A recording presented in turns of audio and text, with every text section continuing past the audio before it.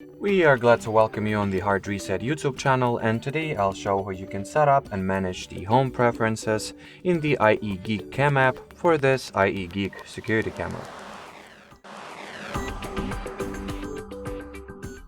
So first you will need to launch the app itself. Here go into the Me section, then Family Management, open your home here.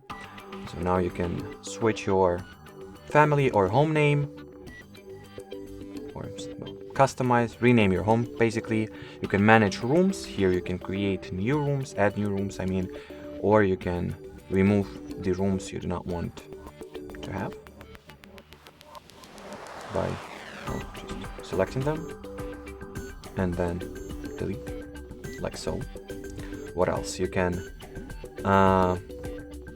manage the family location, or write the family location here. You can add new family members to your home, so share your devices and your cameras with other users. And I guess that'll be it. So thanks for watching, and bye bye.